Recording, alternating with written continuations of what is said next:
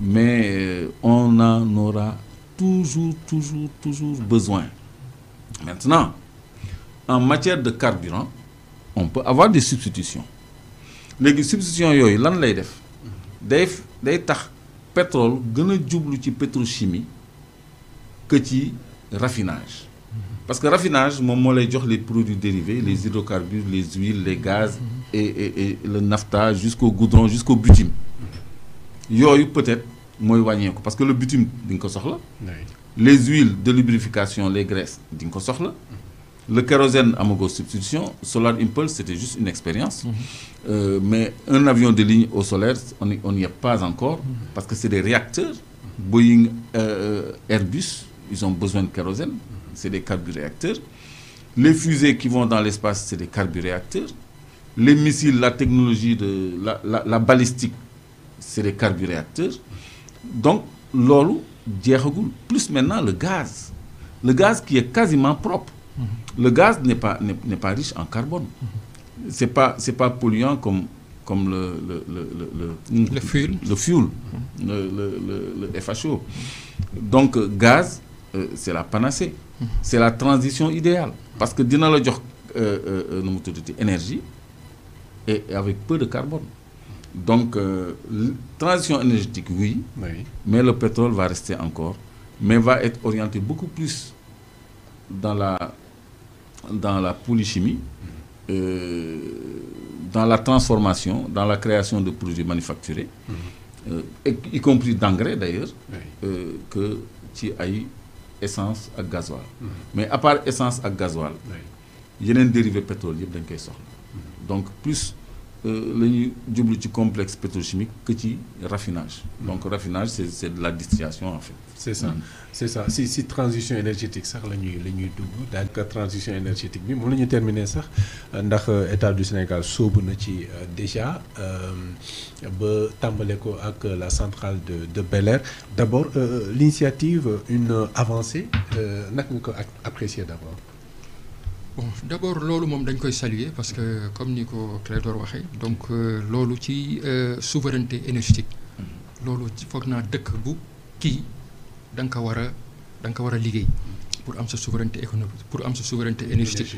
waaw parce que soo xoolee comme li ma waxoon sànq boo xoolee Donald Trump idem bi mu naan drill baby drill ak promesse électorale bi mu def boo xoolee c'est pour que les États-Unis au niveau des États-Unis ñu forer beaucoup plus de puits de pétrole et de gaz pour que l'énergie fossile nekk lu abordable aux entreprises pour que entreprises yi mën a produire de l'électricité à des prix vraiment très abordables pour que entreprises yi mën a compétitive ñu mën a rentable ñu mën a embaucher plus de nit et générer de la croissance boo xoolee Trump idéem loolu la boo xoolee itam la loi gas to power boo xoolee itam ou sinon la stratégie gas to power boo xoolee itam l'idée itam c'est en quelque sorte ça c'est soo xoolee comme ni ko Clédor waxee produire gaz mooy énergie de transition boo xam ne le gaz pollue moins le gaz est vraiment abordable en termes de coût donc le gaz boo koy surtout ñun gaz bi ñu am en onshore c'est différent même de gaz bi ñu am offshore loolu des fois nit ñi duñ ko préciser.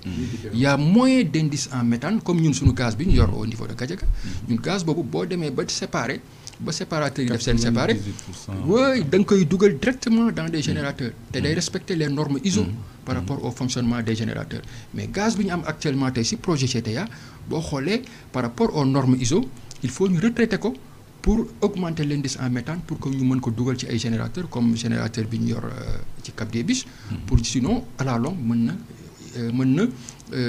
na impacter le bon fonctionnement des générateurs donc loolu c'est une très bonne idée parce que gas to power boo xoolee l'idée c'est ça ñu produire de l'électricité à partir du gaz nga xam ne après coût de l'électricité dafay yomb parce que ñëpp xam nañu ne industrie entreprise yi lan mooy seen coût bi ëpp ci seen exploitation mooy coût de l'électricité Sococim boo xoolee loolu la comprendre raison pour laquelle Sococim dem ba ne léegi moom jëlatul courant ci Senelec mais day créer électricité en interne day jël gaz ci Gadiaga Sococim également créé na centrale solaire yooyu itam nit ñi bëri xamuñu ko Sococim donc moom mi ngi diversifiant parce que comprendre na ne xam ne donc bu wàññee coût électricité bi dina gën a rendre rentable donc activité donc Sénégal tam boo xoolee avec la loi gaz to power l'objectif de l'État c'est ça parce que tamit il y a l'ODD 7 nga xam ne l'ODD 7 nga xam ne donc kii bi donc agenda bi c'est 2030 yooyu yëpp dañu fixé ne donc nit pour mu am développement électricité dafa ko war a am ba pare am ko à un prix vraiment très abordable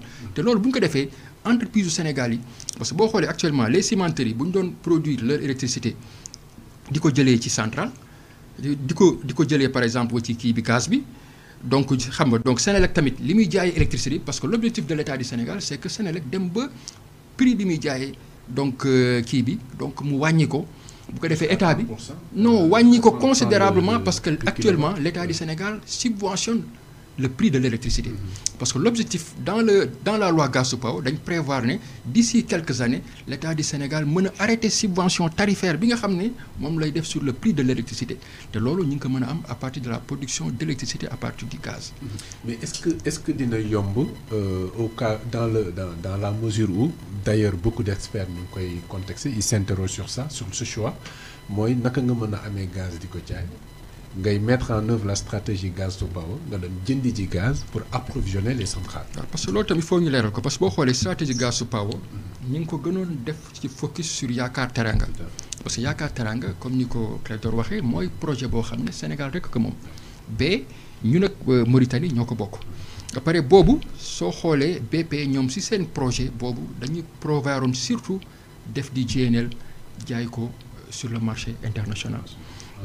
Mais actuellement l'État du Sénégal comme ni je pense xam ngeen ko donc dem nañ ba gis que ne avec les nouvelles autorités ne léegi ñoom dañu bëgg parce que soo xoolee ñu nag Mauritanie ñoo ko bokk mais l'État du Sénégal sa part et la part de Petrosen dem nañ ba ne léegi loolu ñoom dañ ko bëgg jël ëllëg que ñu ko mais loolu c'est mënuñu ko def fii ak donc bon maximum waaw maximum il faut que 2 ans waaw parce que déjà y a RGS non, y a une solution waaw donc déjà y a RGS mais actuellement commencé nañ parce que il faut ñu defar benn gazoduc boo xam ne day jóge ci lieu de production bi dem ba wàcc sur Ndar parce que prévoir nañ benn centrale sur Ndar maintenant loolu il faut ñu def ay infrastructures waaw Ndar énergie te infrastructure yooyu minimum dina def 2 ans moo tax loolu actuellement donc ñuy continuer di jaay gaz bi sur le marché international maintenant loolu c'est un projet maintenant peut-être que dinañ ko peut-être là actuellement fii ak 2 ans dinañ ko réaliser mais loolu bu ñu ko réaliser c'est vraiment l'idéal.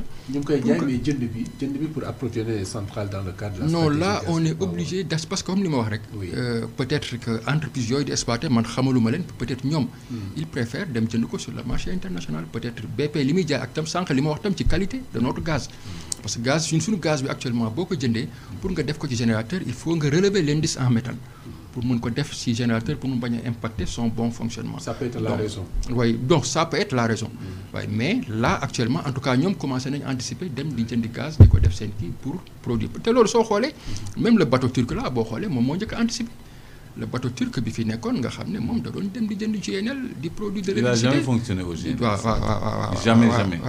Bon en tout cas man maa ngi koy gis ci géej gi boo demee taxaw Dakar. da le bateau bleu et blanc là. Il y a un internaute qui m'a dit que dafa déplacé wu mais mu nga fa. tey rek gis naa ko tey.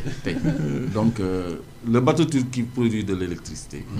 contrat am 6 mois moo ci nekkoon au fioul et le reste au gaz. Mais ba léegi il fonctionne au fioul et il nous pollue.